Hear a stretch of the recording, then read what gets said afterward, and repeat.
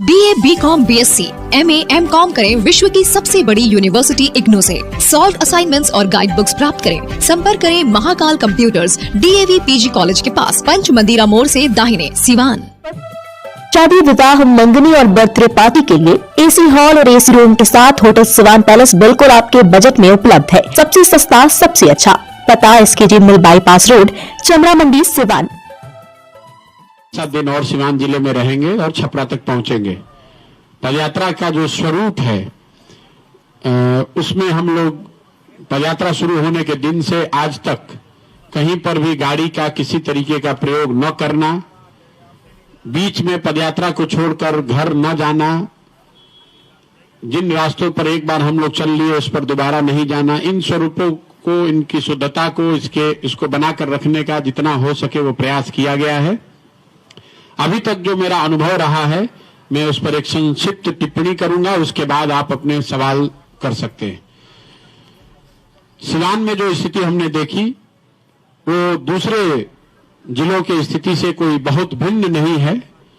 स्वाभाविक तौर पर प्रखंड के स्तर पर और पंचायत के स्तर पर अलग अलग समस्याएं हैं, अलग अलग विषय भी संज्ञान में आए हैं और उसके लिए प्रखंड के स्तर पर हम लोग आपकी मदद से जब संवाददाता सम्मेलन वहां किया हम लोगों ने तो वहां की बात उठाई।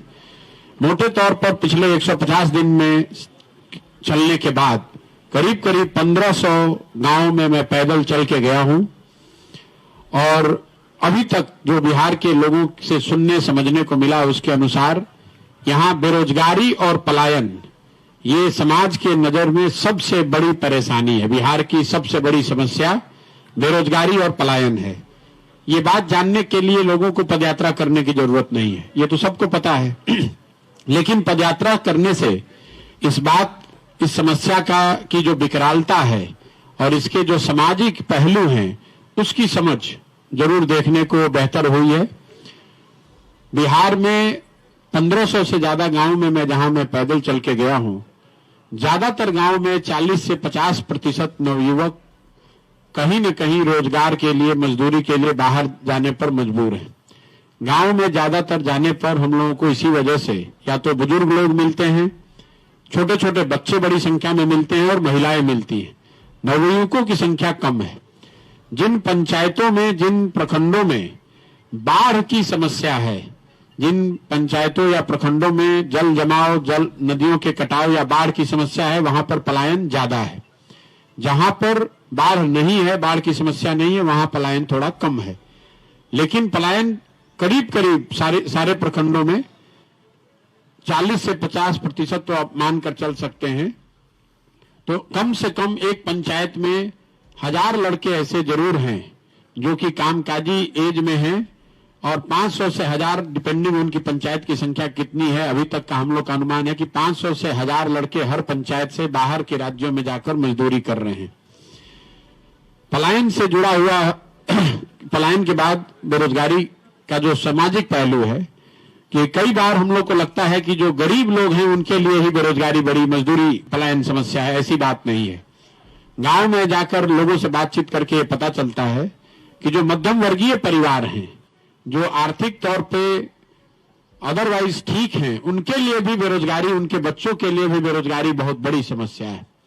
सामाजिक तौर पर ज्यादातर परिवारों में लोगों ने एक तरह से मान लिया है कि उनके परिवार के जो युवा हैं, जो नवयुवक हैं, वो अपने परिवार के साथ कभी रह ही नहीं सकते। दूसरे राज्यों में या दूसरे भूभाग में भारत के अगर आप जाएं, हम लोग भी जिस परिवेश से आते हैं, अगर हम साल भर अपने परिवार से दूर हैं तो ये एक बड़ी घटना है कि मैं साल भर अपने परिवार से अलग हूं। लेकिन बिहार के ज्यादातर परिवारों की ये सच्चाई है। उनको ये मालूम है कि उनके परिवार का जो व्यक्ति है वो साल में एक बार ही छठ में, ईद में या कभी कोई घर में शादी हुई तो 10 दिन 15 दिन के लिए वो घर आता है। अदरवाइज जब तक आपकी कामकाज करने की शारीरिक क्षमता या शक्ति है तो 20-25 की उम्र में जब आप बाहर चले गए मजदूरी करने और जब 40, 45, 50, 55 की एज तक आप बाहर काम करते हैं, जब आपका शरीर थक जाता है, आप वापस आते हैं तो आपके घर का जो सबसे जवान लड़का है वो बाहर जाता है। ये करीब करीब साइकिल हर घर की, हर परिवार की यहां स्थिति है। महिलाओं से जब हम लोग इसके विषय में बात करते हैं तो कई बार हम लोग को लगता है कि महिलाओं को इस पर उनकी क्या टिप्पणी होगी। सबसे ज्यादा महिलाओं की मांग यही है कि उनके घर परिवार के जो लोग हैं जो बाहर जाकर मजदूरी कर रहे हैं, अगर किसी तरीके से उनको मजदूरी यहीं मिल जाती, रोजगार यहीं मिल जाता तो वो उनके लिए सबसे बड़ी प्राथमिकता है।